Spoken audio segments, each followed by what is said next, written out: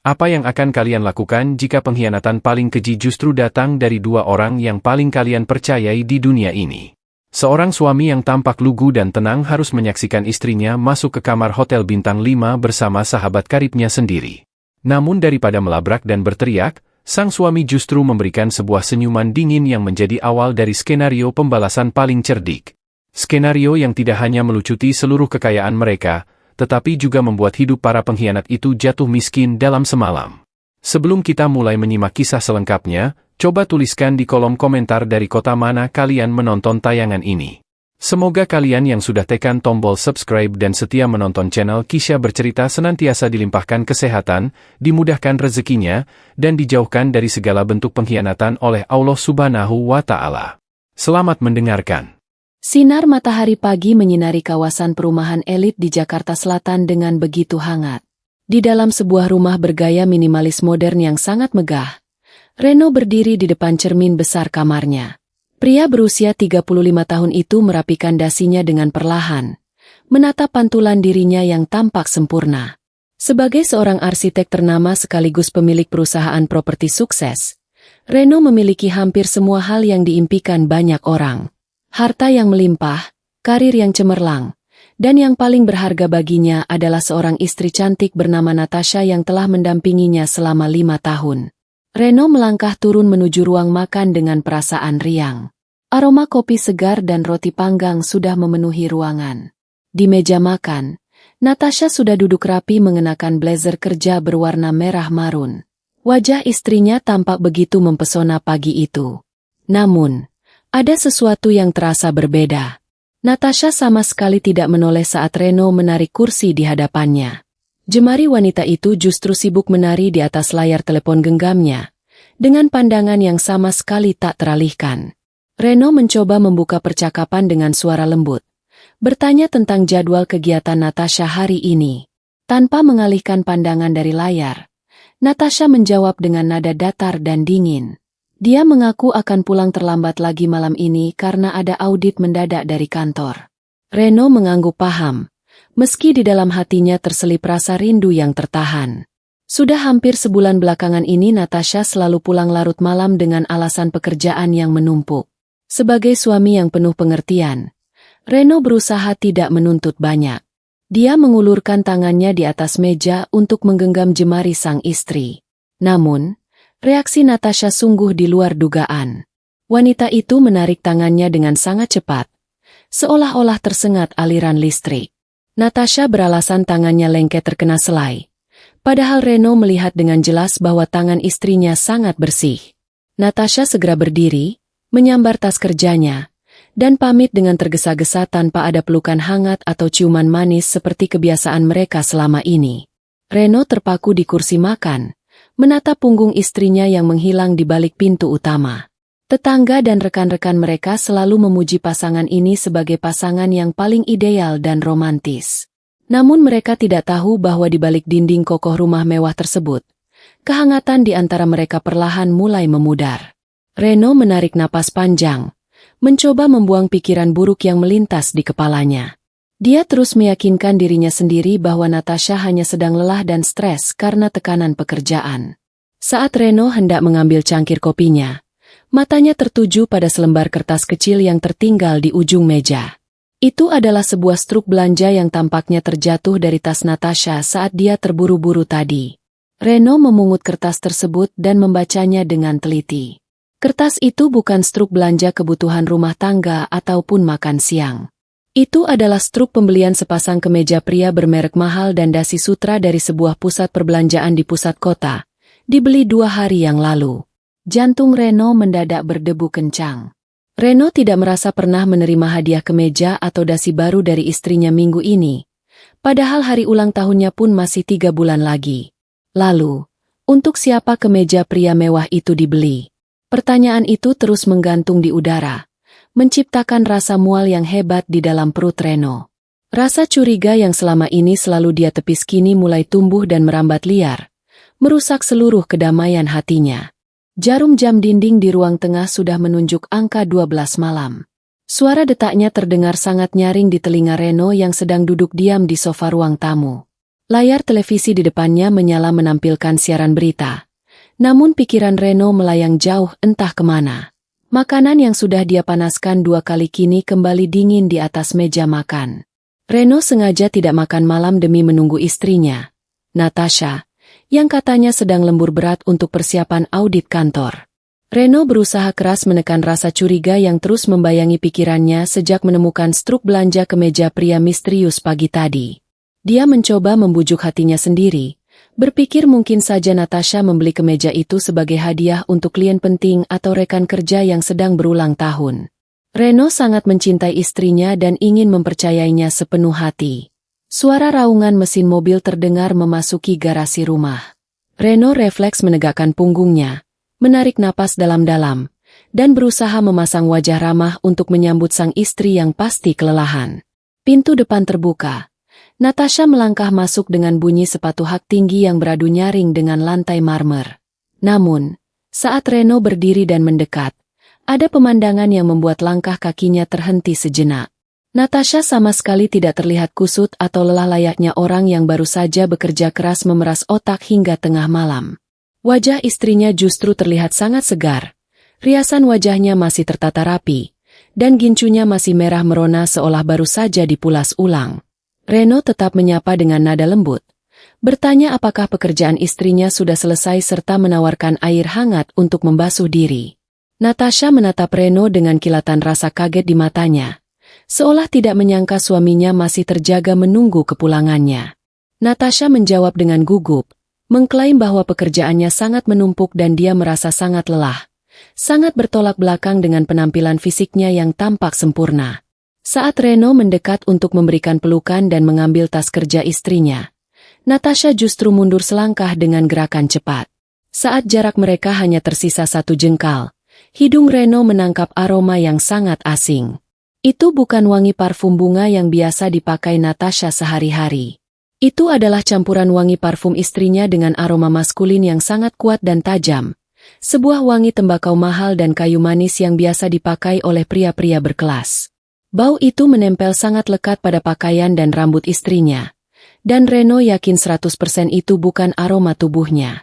Jantung Reno serasa berhenti berdetak. Natasha yang menyadari perubahan raut wajah suaminya langsung bersikap bertahan. Tanpa diminta, Natasha buru-buru berbohong bahwa ruang rapat di kantornya penuh dengan asap rokok dan wangi parfum dari para auditor pria yang merokok sembarangan. Padahal Reno tahu persis bahwa gedung kantor istrinya adalah area bebas rokok yang sangat ketat. Natasha kemudian bergegas menuju kamar mandi dengan langkah terburu-buru, seolah ingin segera membilas seluruh jejak yang menempel di tubuhnya. Reno berbaring di tempat tidur dengan mata terbuka lebar menatap langit-langit kamar yang gelap. Di sampingnya, Natasha sudah tertidur pulas dengan posisi memunggungi Reno. Jarak kosong yang lebar di antara mereka di atas kasur besar itu terasa begitu dingin. Struk kemeja pria dan aroma parfum asing itu terus berputar di kepala Reno bagaikan mimpi buruk. Naluri seorang suami membisikkan bahwa kehangatan rumah tangganya telah ternoda, dan sebuah badai besar sedang bersiap menerjang hidupnya. Pagi harinya, Reno memutuskan untuk tidak pergi ke kantornya. Dia menelepon sekretaris pribadinya dan mengabarkan bahwa dia sedang kurang sehat. Namun kenyataannya, Reno sedang duduk di balik setir sebuah mobil sedan tua berwarna abu-abu yang dia pinjam dari bengkel langganannya. Dia memarkirkan mobil asing itu di ujung jalan perumahannya, tersembunyi di bawah rimbunnya deretan pohon angsana. Matanya menatap lurus ke arah gerbang rumah mewahnya tanpa berkedip sedikitpun. Tepat pukul 9 pagi, gerbang otomatis rumahnya terbuka. Mobil milik Natasha meluncur keluar dengan mulus. Reno membiarkan mobil istrinya menjauh beberapa ratus meter sebelum dia mulai menginjak gas dan menguntit dari jarak aman. Sebelumnya, Natasha mengirimkan pesan singkat kepada Reno bahwa dia harus pergi meninjau lokasi proyek klien di kawasan industri Cikarang. Sebagai arsitek dan pengembang, Reno tahu betul rute menuju Cikarang yang seharusnya mengarah ke jalan tol timur. Namun di persimpangan jalan utama, mobil Natasha justru menyalakan lampu sen ke arah kanan, berbelok menuju pusat kota Jakarta. Tangan Reno mencengkeram setir mobil tua itu begitu kuat hingga buku-buku jarinya memutih. Napasnya terasa sesak. Setiap meter roda mobil itu berputar, Setiap itu pula rasa percaya Reno kepada istrinya terkikis habis. Tidak ada proyek, tidak ada klien, dan tidak ada perjalanan dinas di luar kota. 30 menit kemudian, mobil Natasha memperlambat lajunya dan berbelok masuk ke pelataran lobi sebuah hotel bintang 5 yang sangat megah di kawasan pusat kota. Reno memarkirkan mobilnya di area parkir umum yang berhadapan langsung dengan lobi. Dari balik kaca mobil yang gelap, Reno melihat Natasha turun dan menyerahkan kunci mobilnya kepada petugas valet dengan senyum yang sangat lebar. Senyum penuh kebahagiaan yang sudah lama hilang saat berada di rumah bersamanya. Natasha berdiri di depan pintu kaca lobi sambil merapikan rambut dan pakaiannya. Tak lama kemudian, sebuah mobil sedan hitam mewah berhenti tepat di depan tempat Natasha berdiri.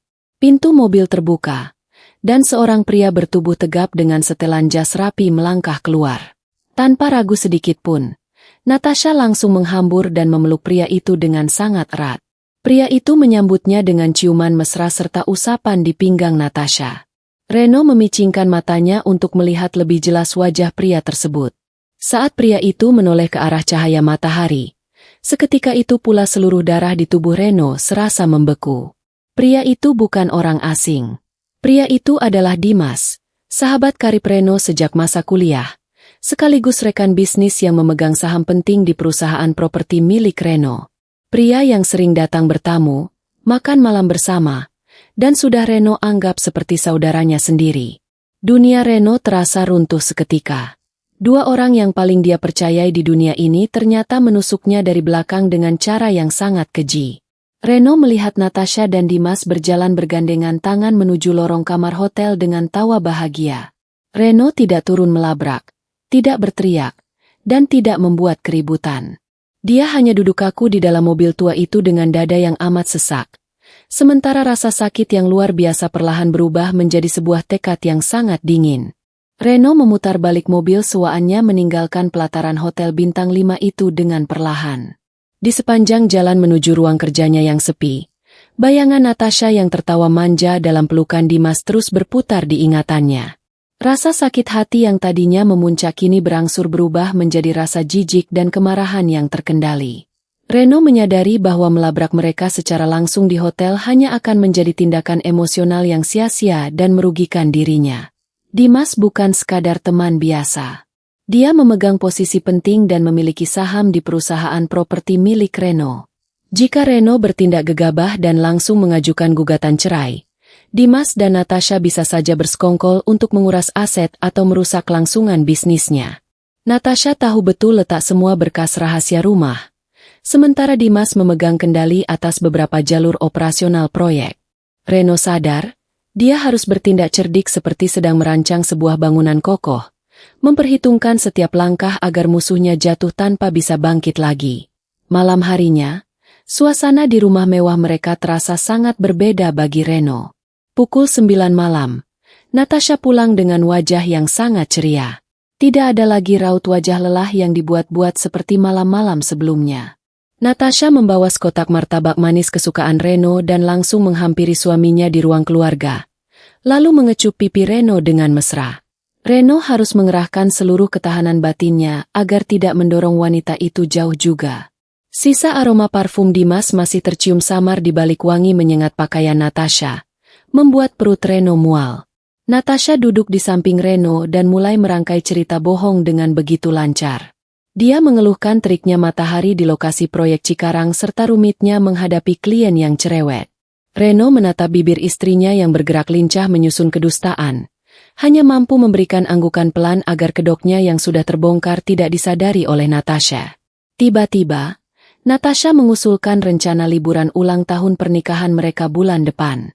Dengan nada polos yang dibuat-buat, Natasha menyarankan agar mereka mengundang Dimas untuk makan malam bersama merayakan momen tersebut. Mendengar nama Dimas diucapkan langsung dari mulut istrinya, darah Reno serasa mendidih. Natasha begitu berani merencanakan untuk membawa selingkuhannya duduk di satu meja yang sama dalam perayaan pernikahan mereka. Reno menarik napas dalam-dalam, menatap lurus ke dalam manik mata Natasha, lalu mengukir sebuah senyuman miring yang penuh arti. Reno menyetujui usulan itu dengan sangat tenang, bahkan menyarankan agar acara tersebut digelar secara besar-besaran di restoran paling mewah di ibu kota. Natasha tersenyum lebar dan memeluk lengan Reno, mengira suaminya makin menyayanginya. Natasha sama sekali tidak menyadari bahwa pesta ulang tahun pernikahan itu telah disiapkan Reno sebagai panggung eksekusi dan hari kiamat bagi karir serta masa depan mereka berdua. Keesokan harinya, Reno melangkah masuk ke kantornya dengan setelan jas hitam yang rapi dan wibawa yang berbeda. Tidak ada lagi raut kesedihan atau keraguan di wajahnya. Langkah kakinya terdengar mantap menyusuri koridor lantai atas. Target utamanya hari ini adalah melumpuhkan pergerakan Dimas dari dalam perusahaan. Reno memanggil sekretaris pribadinya dan memerintahkan untuk meminta Dimas segera menghadap ke ruang kerjanya dengan alasan pembahasan proyek investasi baru yang sangat mendesak. Reno duduk tenang di balik meja kerjanya yang besar, menatap pintu kayu jati di depannya dengan sabar. Tak lama kemudian, pintu terbuka. Dimas masuk dengan gaya santai dan senyum lebar yang sangat percaya diri. Pria itu langsung duduk di kursi depan meja Reno tanpa ragu, menyapa Reno dengan sebutan sahabat dekat seolah tidak ada dosa besar yang baru saja dia lakukan kemarin di kamar hotel bersama Natasha. Reno membalas sapaan itu dengan senyuman yang sangat tenang, menahan tangannya yang terkepal kuat di bawah meja. Reno kemudian menyodorkan sebuah map tebal berisi berkas-berkas legalitas perusahaan. Dengan suara yang mantap dan meyakinkan, Reno menjelaskan bahwa perusahaan mereka akan menghadapi proses audit keuangan dan pajak besar-besaran bulan depan. Reno beralasan bahwa demi mengamankan kepemilikan aset pribadi mereka masing-masing dari risiko hukum, struktur kewenangan dan hak kuasa atas beberapa proyek vital harus diperbarui dan dipisahkan sementara waktu. Reno menggunakan berbagai istilah hukum dan bisnis yang rumit untuk membuat Dimas terdistraksi. Dimas, yang selama ini lebih banyak menikmati hasil keuntungan dan kurang paham mengenai detail operasional hukum perusahaan, mengangguk percaya begitu saja. Pria itu merasa bahwa Reno sedang berusaha melindunginya dari masalah pajak. Tanpa membaca pasal-pasal kecil yang tertera di halaman belakang berkas tersebut, Dimas mengambil pulpen dan menandatangani seluruh lembaran dokumen yang disodorkan. Saat tinta pulpen Dimas menggores kertas tersebut, Reno merasakan sebuah kemenangan awal yang sangat manis. Dimas baru saja menandatangani surat persetujuan pengalihan wewenang penuh dan kuasa tunggal kepada Reno atas segala keputusan aset serta operasional perusahaan. Dengan tanda tangan itu, Dimas secara tidak sadar telah melucuti kekuasaannya sendiri dan menendang dirinya keluar dari posisi strategis perusahaan. Setelah urusan dokumen selesai, Reno bahkan mengajak Dimas makan siang bersama di luar, berpura-pura membicarakan rencana masa depan bisnis mereka yang cerah. Dimas tersenyum puas, sama sekali tidak peka bahwa dirinya telah masuk ke dalam jebakan hukum yang mematikan.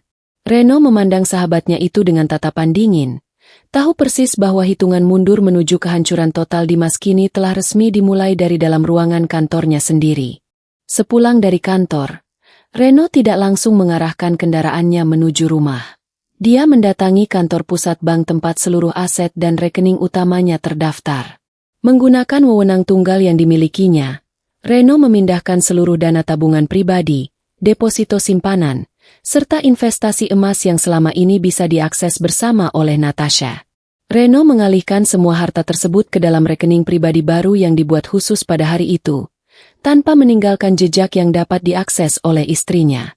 Reno memastikan bahwa apabila proses perceraian terjadi nantinya, Natasha tidak akan bisa menyentuh sepeser pun dari hasil kerja kerasnya selama bertahun-tahun. Tak berhenti di situ, melalui aplikasi perbankan digital di telepon genggamnya, Reno secara diam-diam mengatur pembatasan dan memblokir akses seluruh kartu kredit tambahan yang dipegang oleh Natasha, mengatur batas pengeluarannya menjadi 0 rupiah. Malam harinya, Reno pulang ke rumah dengan membawa sebuket bunga mawar merah yang indah serta sebuah kotak perhiasan mewah. Dia menyerahkan hadiah itu kepada Natasha yang sedang bersantai di ruang keluarga. Natasha terkejut luar biasa. Matanya berbinar saat melihat seuntai kalung berkilauan di dalam kotak tersebut. Reno memasangkan kalung itu di leher istrinya, sembari membisikkan kata-kata manis bahwa dia sangat mencintai Natasha dan ingin memperbaiki keharmonisan rumah tangga mereka. Natasha tersenyum sangat lebar, merasa posisinya sebagai ratu di rumah megah itu amat aman dan tak tergoyahkan. Dia merasa begitu bangga bisa mengendalikan dua pria sekaligus dalam hidupnya, suaminya yang kaya raya dan selingkuhannya yang memanjakannya. Natasha tidak menyimpan kecurigaan sedikit pun atas perubahan sikap Reno yang mendadak menjadi begitu romantis dan penuh perhatian. Saat Natasha berjalan menuju dapur untuk membuatkan minuman hangat, Reno melihat telepon genggam istrinya tergeletak di atas meja kaca. Layar ponsel itu menyala, menampilkan sebuah pesan masuk dari Dimas. Pesan itu berisi kalimat bahwa suami bodoh Natasha tidak curiga sama sekali dan mengajak untuk bertemu lagi di tempat biasa esok hari. Reno membaca baris pesan singkat itu tanpa merasakan sakit hati lagi, sebab hatinya telah sepenuhnya mati rasa. Reno justru merasa iba melihat betapa dangkalnya jalan pikiran kedua orang tersebut. Mereka tertawa puas di atas bom waktu yang sedang dirakit oleh Reno sendiri. Reno meletakkan ponsel itu kembali ke tempat semula dengan perlahan, lalu bersandar di sofa sambil memejamkan mata, menikmati ketenangan sebelum badai kehancuran yang sebenarnya meluluh lantakkan kehidupan mereka. 2 minggu berlalu sejak Reno memergoki pengkhianatan itu. Selama 14 hari tersebut, Reno terus memainkan perannya dengan sangat luar biasa sebagai seorang suami yang lugu dan penuh perhatian. Setiap pagi dia tetap mengantar Natasha ke depan pintu, dan setiap malam dia dengan sabar mendengarkan cerita bohong istrinya tentang kesibukan kantor. Namun di balik kebohongan tersebut, Reno bergerak cepat bagaikan bayangan di malam hari. Suatu pagi, Natasha pamit pergi ke sebuah salon langganan sejak pukul 9.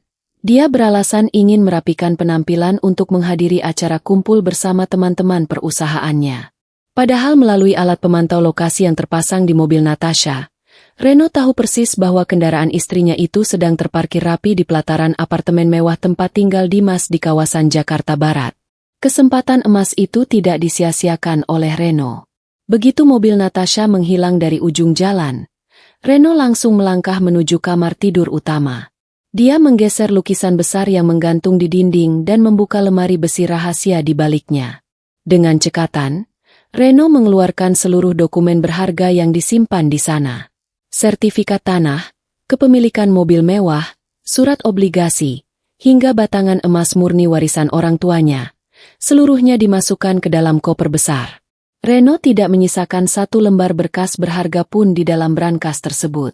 Sebagai gantinya, dia memasukkan tumpukan kertas koran bekas yang dipotong rapi menyerupai ukuran uang dan dokumen, lalu mengunci kembali lemari besi itu rapat-rapat. Jika Natasha membukanya sekilas dari luar, dia tidak akan menyadari bahwa seluruh kekayaan di dalamnya telah dikosongkan tanpa sisa. Setelah mengamankan seluruh dokumen, Reno beralih ke ruang kerja pribadinya di lantai 2. Dia mengemasi barang-barang koleksi mewahnya yang bernilai tinggi, mulai dari jam tangan bermerek, kamera berlensa mahal, hingga lukisan-lukisan asli karya seniman ternama. Reno memanggil jasa pengangkut barang yang telah dipesannya secara khusus untuk membawa seluruh barang tersebut ke sebuah rumah kontrakan sederhana yang disewanya di pinggiran kota. Di tengah proses pindahan itu, telepon genggam Reno berdering nyaring. Nama Natasha tertera di layar. Reno menarik napas dalam-dalam, menata suara dan ekspresi wajahnya sebelum menekan tombol terima. Suara Natasha terdengar sangat panik dan marah di ujung telepon. Dia mengadu bahwa kartu kredit utamanya ditolak saat hendak membayar perawatan di salon, sementara petugas kasir menyatakan bahwa limit kartu tersebut sudah tidak dapat digunakan. Reno mendengarkan keluhan istrinya dengan senyuman dingin. Dengan nada suara yang sangat tenang dan penuh penyesalan, Reno berbohong bahwa jaringan perbankan pusat sedang mengalami gangguan sistem secara nasional. Reno menyarankan Natasha untuk menggunakan uang tunai yang ada di dompetnya terlebih dahulu. Natasha akhirnya percaya dan menghentikan amarahnya, tanpa sedikit pun menyadari bahwa suaminya sedang perlahan-lahan memutus seluruh akses kemewahan hidupnya. 1 minggu menjelang hari ulang tahun pernikahan mereka, Reno mengubah suasana rumah menjadi tempat yang sangat hangat dan memanjakan bagi Natasha. Pria itu selalu pulang lebih awal setiap sore, menyingsingkan lengan kemejanya, dan melangkah ke dapur untuk memasak berbagai hidangan favorit istrinya. Aroma masakan lezat memenuhi seluruh sudut rumah saat Natasha melangkah masuk setelah seharian bepergian. Pemandangan Reno yang mengenakan celemek dan menata meja makan dengan rapi membuat Natasha tertegun. Limpahan perhatian dan kebaikan Reno ini membuat Natasha merasa berada di atas angin.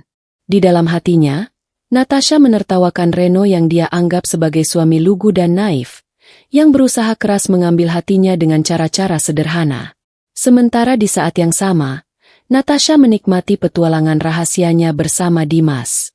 Natasha sama sekali tidak menyadari bahwa pria yang sedang melayaninya di meja makan tersebut adalah orang yang telah memindahkan seluruh harta kekayaan mereka tanpa sisa. Di tengah jamuan makan malam itu, Reno membuka suara dengan nada datar namun sangat meyakinkan. Reno meminta agar Dimas diundang datang ke rumah mereka esok malam, dengan alasan untuk mematangkan konsep pesta ulang tahun pernikahan mereka.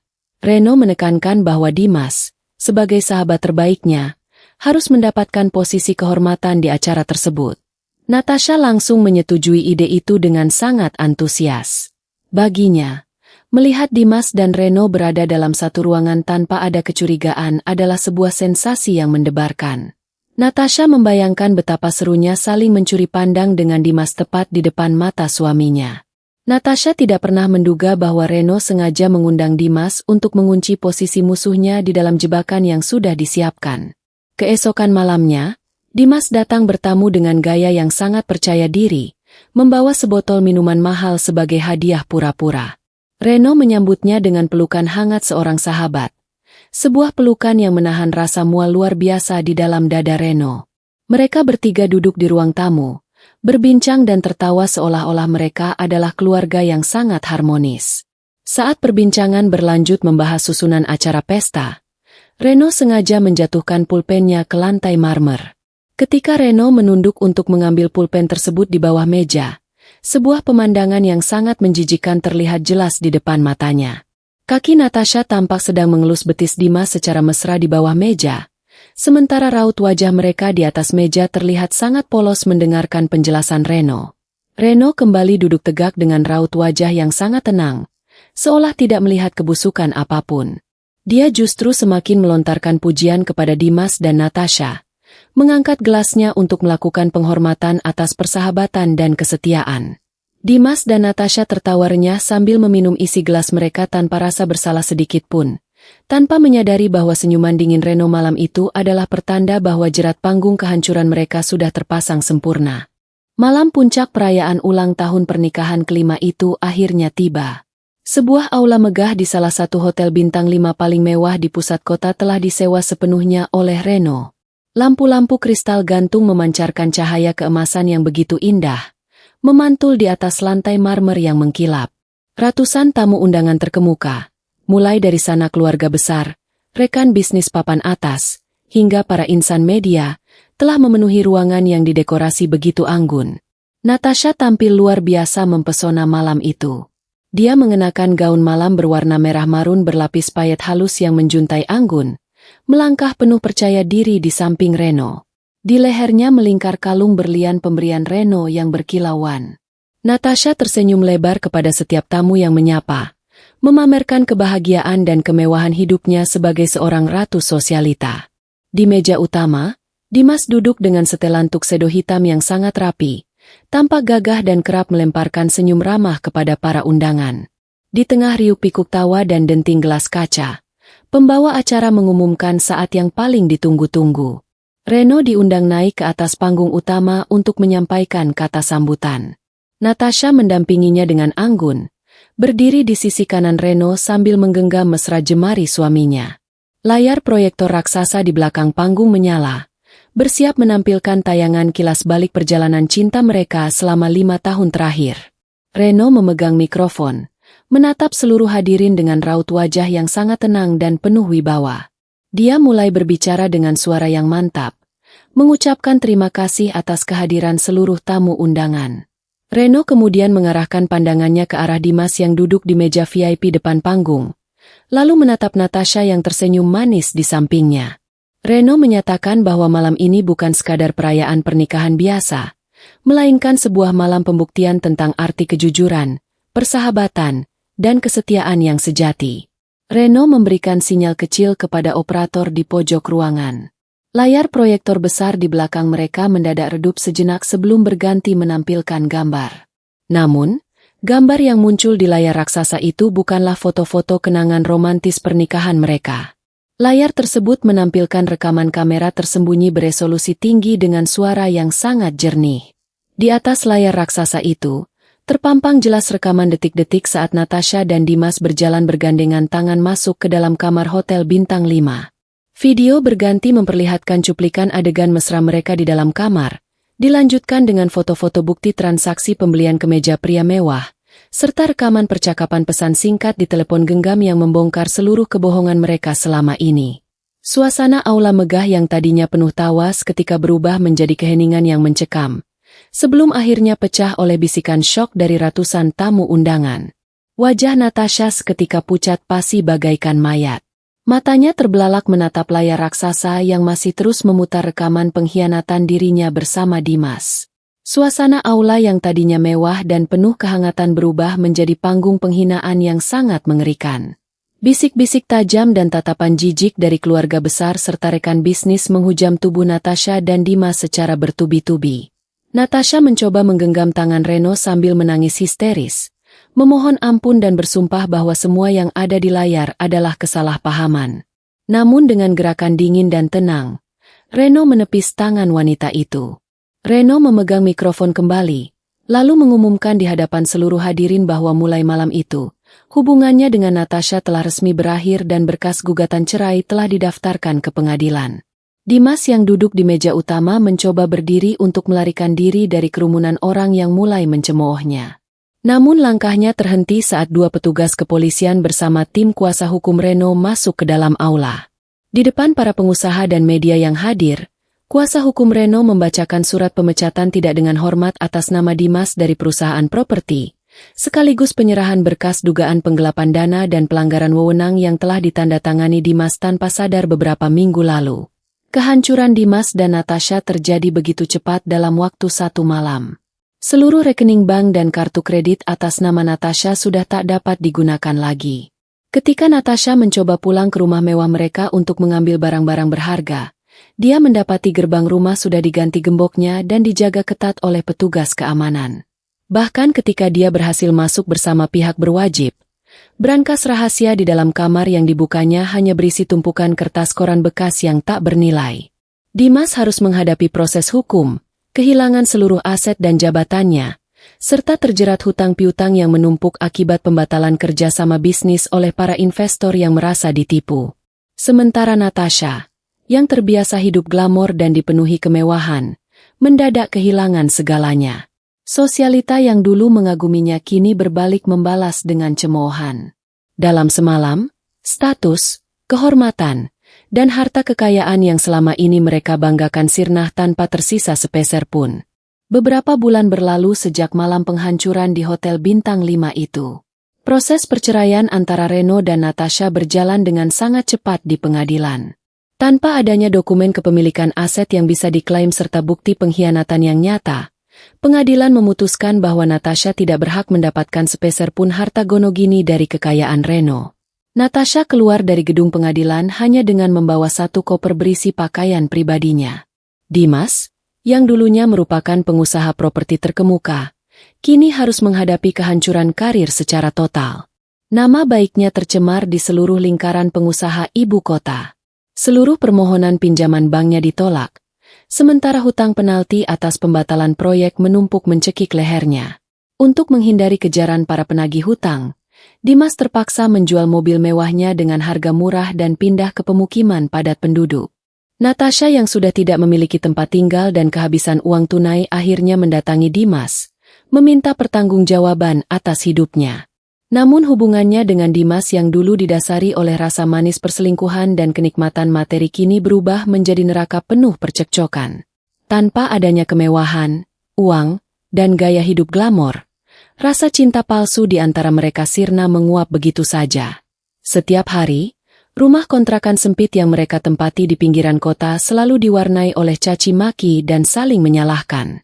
Gaya hidup Natasha berubah 180 derajat. Wanita yang dulu selalu memanjakan fisiknya di salon-salon mahal kini harus mencuci pakaian sendiri dan berhemat demi sepiring makanan sederhana. Teman-teman sosialitanya telah memblokir nomor teleponnya dan enggan disangkut pautkan dengan dirinya. Natasha seringkali duduk sendirian di sudut kamar kontrakan yang lembab, menatap jemarinya yang kini kasar dan tak lagi dihiasi cincin berlian. Di sisi lain, Reno kembali menjalankan perusahaannya dengan sangat sukses. Bisnis propertinya makin berkembang pesat setelah dibersihkan dari kendali Dimas. Secara materi dan hukum, Reno telah memenangkan seluruh pertempuran ini secara mutlak. Dia berhasil mempertahankan seluruh kekayaannya, menghancurkan para pengkhianat hingga jatuh miskin, serta mengembalikan wibawanya di mata masyarakat. Namun di balik kesuksesan yang gilang gemilang itu, ada sebuah keheningan lain yang mulai merayap masuk ke dalam kehidupan Reno. Setahun telah berlalu sejak badai pembalasan dendam itu meratakan kehidupan Natasha dan Dimas. Di pinggiran kota yang berdebu, Dimas kini hidup terlunta-lunta, dikejar hutang yang tak kunjung usai dan kehilangan seluruh kehormatannya sebagai pengusaha. Sementara Natasha hidup serba kekurangan di sebuah kontrakan sempit, ditinggalkan oleh semua rekan sosialita dan tenggelam dalam penyesalan atas kebodohan masa lalunya. Secara materi, hukum, dan harga diri, Reno telah memenangkan pertempuran itu secara mutlak tanpa celah. Namun di balik kemenangan yang megah itu, Reno kini berdiri sendirian di tengah ruang tamu rumah mewahnya yang luas. Lampu kristal yang memancarkan cahaya keemasan tak lagi terasa hangat. Dinding-dinding kokoh bergaya minimalis modern yang dulu menjadi saksi bisu tawa dan impian masa depan kini hanya mampu memantulkan kesepian yang begitu mencekam. Rumah megah itu terasa tak ubahnya seperti sebuah kuburan yang dingin dan hampa. Suatu malam, saat sedang merapikan lemari di ruang kerja pribadinya, jemari Reno tersentuh sebuah album foto berdebu di tumpukan paling bawah. Reno menarik album tersebut dan membukanya perlahan. Di lembar pertama, terpampang foto masa lalu saat dia dan Natasha masih hidup sangat sederhana di awal pernikahan mereka. Foto saat Reno masih merintis karir sebagai arsitek muda, dan Natasha dengan setia mendampinginya sambil tersenyum tulus tanpa ada beban kepalsuan atau kemewahan materi. Reno memandangi wajah istrinya dalam foto itu dengan dada yang amat sesak. Air mata yang selama setahun ini dia tahan dengan keangkuhan dan rasa dendam akhirnya menetes membasahi lembaran album tua tersebut. Pada detik itulah, sebuah kenyataan yang teramat pahit menghantam kesadaran Reno. Membalas dendam memang telah memuaskan amarahnya, memuaskan harga dirinya, dan menyelamatkan seluruh hartanya dari para pengkhianat.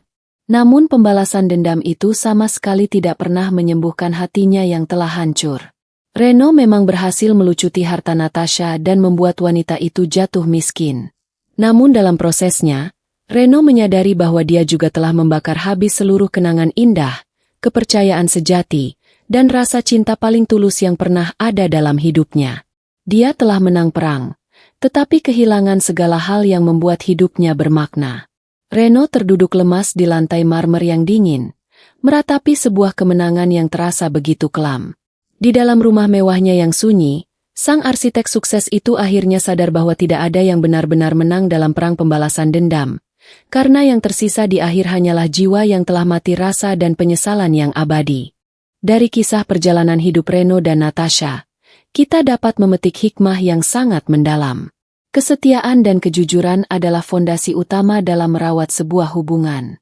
Pengkhianatan dan kebohongan mungkin memberikan kenikmatan sesaat, tetapi pada akhirnya hanya akan mendatangkan kehancuran yang nyata bagi diri sendiri.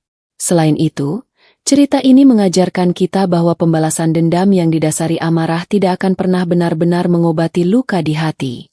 Merawat ketulusan dan menjaga amanah jauh lebih berharga daripada mengejar kepuasan semu yang merusak masa depan. Kisah ini merupakan cerita fiktif belaka yang dirancang dan dibuat sedemikian rupa agar terasa nyata, dengan tujuan utama untuk memberikan pelajaran moral serta hikmah kehidupan yang dapat kita renungkan bersama. Terima kasih banyak kepada Anda semua yang telah menyimak cerita ini dari awal hingga akhir. Jika Anda menyukai dan merasa tersentuh dengan jalan cerita ini, jangan lupa untuk berikan like, tinggalkan pendapat atau komentar Anda di bawah, serta subscribe channel ini agar tidak ketinggalan cerita-cerita menarik dan penuh hikmah berikutnya. Sampai jumpa di kisah selanjutnya.